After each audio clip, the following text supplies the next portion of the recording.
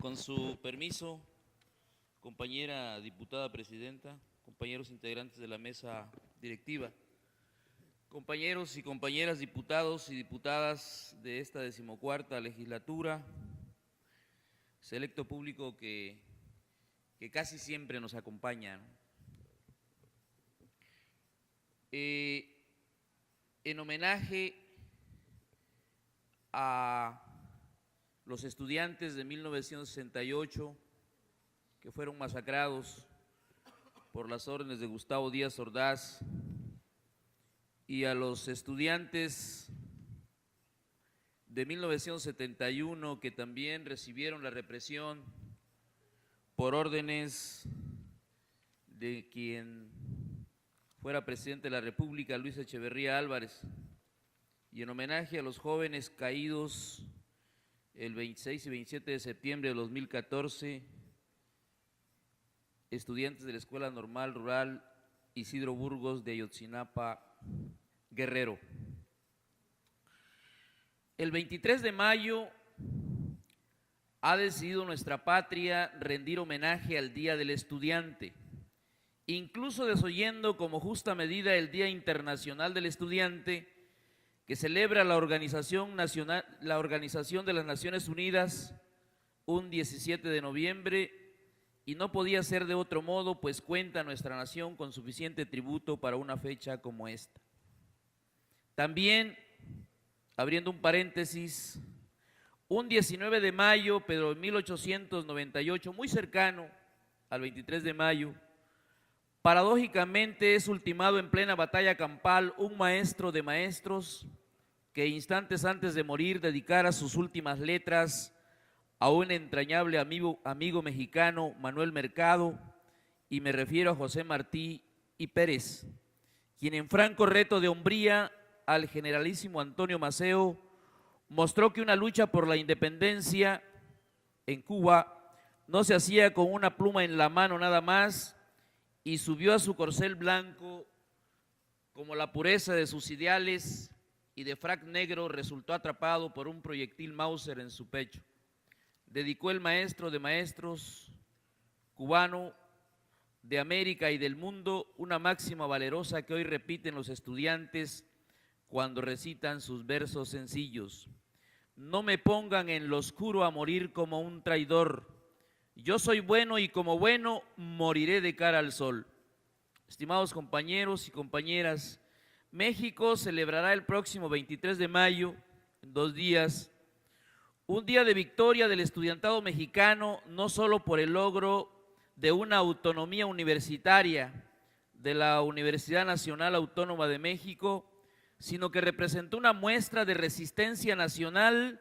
por regir el destino de la educación mexicana, y que por fortuna terminó con otorgarles la razón a quienes supieron defender lo que el oficialismo de entonces trató de arrebatarles: hacer del estudio una conquista estudiantil y no institucional. Los movimientos estudiantiles de América Latina de los años 20 fueron más que la expresión de un descontento juvenil.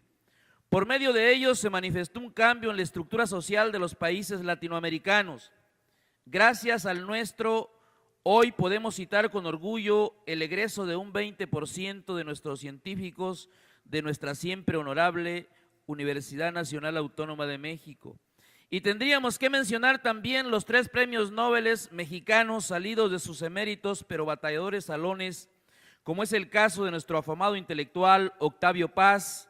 del químico Mario Molina, destacado por sus aportaciones en el estudio de la capa de ozono, y el abogado Alfonso García, ganador del Premio Nobel de la Paz en 1982, y también, ¿por qué no deberíamos mencionar a otros no tan felices como Carlos Slim, hoy considerado por la revista Forbes como el hombre más rico del mundo y reconocido entonces por el sentido común como el más egoísta de su patria mexicana? Evidentemente, la impartición de cátedra de álgebra no tributó a una distribución equitativa de la riqueza entre sus discípulos, y hoy es lamentable que sea un referente para nuestros alumnos. La UNAM, fundada un 22 de septiembre de 1910, tuvo que hacer maravillas para soportar la crisis política reinante y la crisis económica que vivía el país. Una vez más, la educación mexicana nació en una cuna de difícil parto que hasta el día de hoy vemos batallante por abrir sus espacios en contra del institucionalismo reinante que pide a toda voz un recorte a su presupuesto. La UNAM no fue creada para jóvenes elitistas y eso lo tenían claro, que en ella se alzaron hasta armar una huelga digna y ejemplar, y tal es el caso de los párvulos Alejandro Gómez Arias, Ricardo García Villalobos, Ángel Carvajal, Salvador Azuela, Herminio Ahumada, Ciriaco Pacheco Calvo, Santiago Sierra, Arcadio Guevara, José María de los Reyes y Carlos Zapata Vela. Estos jóvenes más tarde iban a ser los líderes del movimiento de huelga en la Universidad Nacional. Por jóvenes como estos, hoy podemos decir que la fundación de la UNAM tuvo un propósito nacional y social y no formar una educación para la oligarquía. Un insigne maestro de la afamada UNAM puso en práctica por qué la huelga estudiantil resultó una lección de moral a quienes la generaron, el gobierno, y es que pidió a sus alumnos alzar su mano si provenían de familias profesionistas y luego a aquellos que provenían de no profesionistas. La gran mayoría resultó ser de herencia profesional, ante lo cual de un puñetazo exclamó: «Cuánto quisiera que esta universidad fuera toda de manos obreras y humildes». Esta, compañeros, es la realidad y es el repetido problema de fondo de la educación mexicana. El hacer de tan necesario rubro un culto a la dignidad plena del hombre, el convertir a nuestra educación no en un parámetro de integralidad y de competitividad emprendedora, pues ya es obvio que si de competencia se trata, deberían todos y cada uno de nosotros, nuestros prometedores jóvenes, tener acceso a una educación obligatoria e igualitaria y no a una educación calcada y sistémica y excluyente, guiada por exámenes a maestros y no por la calidad en la docencia. Precisamente por eso batallaron nuestros ejemplares jóvenes, por no hacer de la educación mexicana una educación calcada a la usanza gringa, con exámenes escritos trimestrales y que ponía en jaque el derecho de asistencia y falta de estudiantes que debían trasnochar para elaborar y sustentar sus propios estudios. Los mismos que el institucionalismo del entonces dirigido por el rector Antonio Castro Leal y el director de la Facultad de Derecho Narciso Bassols, quienes impusieron planes de estudios preparatorios extendidos y exámenes trimestrales aunados a ponerle fin a la asistencia libre en una sociedad donde se imponía vivir para trabajar. Todo esto despertó en los jóvenes un sentimiento nacionalista que amenazaba las conquistas estudiantiles y ante el intento de estos de debatir su inconformidad se encontraron con el muro infranqueable de la negativa respuesta o las evasivas del secretario general Daniel Cosío Villegas. Los jóvenes de la Facultad de Derecho se convirtieron entonces en estandartes del reclamo y tomaron la Facultad de Derecho repletándola de carteles e impidieron entrar a los que no apoyasen la huelga mientras silbaban al rector cuando pretendía llegar a dar su clase. La respuesta no se hizo esperar. El rector, por acuerdo del presidente entonces, Emilio Portes Gil, mostró su garra y clausuró la universidad, no sin antes amenazar a los estudiantes con redestinar los recursos y presupuestos educativos hacia las universidades politécnicas, haciendo entonces de la educación mexicana lo que hoy lamentablemente subsiste, un proceso selectivo e institucional y no social. La reacción del estudiantado de Derecho no se hizo esperar. Reunidos todos en el salón El Generalito de la Escuela Nacional Preparatoria, declararon formalmente la huelga, crearon un comité de huelga que no claudicó ni siquiera ante la intentona institucional de reducir los exámenes a 2 en vez de 3 y de rebajar el porcentaje de asistencia a un 50% en vez de un 75%. Así las cosas, el rector, con la aprobación del presidente en turno, se vieron en la penosa necesidad de arremeter violentamente por medio del orden público a los estudiantes con uso de mangueras a presión de agua. A golpe de hachas y macanas se reprimió el estudiantado mexicano que se refugiaba entre las casas de los citadinos que arrojaban sus macetas y sus pianos para protegerlos. Estos hechos tomaron una magnitud tan adversa a la represión gubernamental que las facultades de medicina, odontología y muchas más comenzaron a solidarizarse y a unirse a la huelga junto a los maestros del estudiantado que solidariamente renunciaron a sus empleos en franco apoyo a sus estudiantes, haciendo que la pujancia estudiantil creciera y que el propio presidente pusiera un alto a la represión y desalojar a las fuerzas del orden público de la universidad y entregar a los alumnos lo que a ellos les pertenecía, que eran los edificios universitarios y sus clases, lográndose además la dimisión del director de la Facultad de Derecho, Narciso Bassols, y posteriormente del rector de la universidad.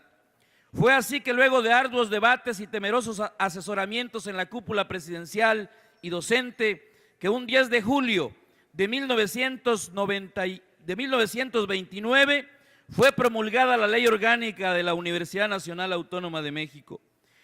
Dijo entonces el Estado posrevolucionario que era un propósito de los gobiernos revolucionarios la creación de instituciones democráticas funcionales que debidamente solidarizadas con los principios y los ideales nacionales y asumiendo responsabilidad ante el pueblo, quedando entonces investidas de atribuciones suficientes para el descargo de la función social que les corresponde. Con ello, el Estado resolvería un problema social, mas no se atacaría el problema de fondo subyacente en la sociedad mexicana de entonces y del presente.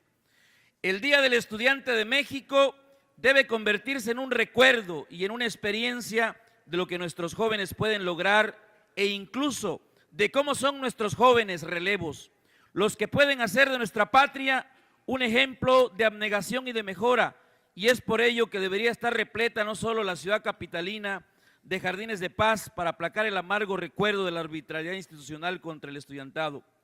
Hoy el resto de nuestros jóvenes se ha visto acallado con la mordaza y la amenaza vil, y ya los jardines de entonces han pasado a convertirse en jardines mortuorios donde ni siquiera flores pueden cubrir las lápidas de muchachitos como esos de Ayotzinapa, a los que la cansada voz de un ex procurador general ha decidido juzgar con un supérenlo. El mejor tributo que podemos rendirle a la juventud entusiasta y responsable de su deber de estudios es el de asumir no una autonomía nada más, sino hacer de esa autonomía una verdadera obligación del Estado que permite el acceso honestamente gratuito y no bajo fideicomisos disfrazados de autonomía, pues en las manos del pueblo ha de estar la educación y es este y no otro de cuello blanco el que debe conducir los designios del clamor de la superación popular. Que vivan por siempre los jóvenes de Ayotzinapa, no más jardines de paz en el país, cultivemos jardines de intelecto social, no más muertes a puños de fusil, no queremos un Estado juvenicida, más libros y más claustros a quienes lo merecen. Ayotzinapa vive, la lucha sigue. Es cuanto.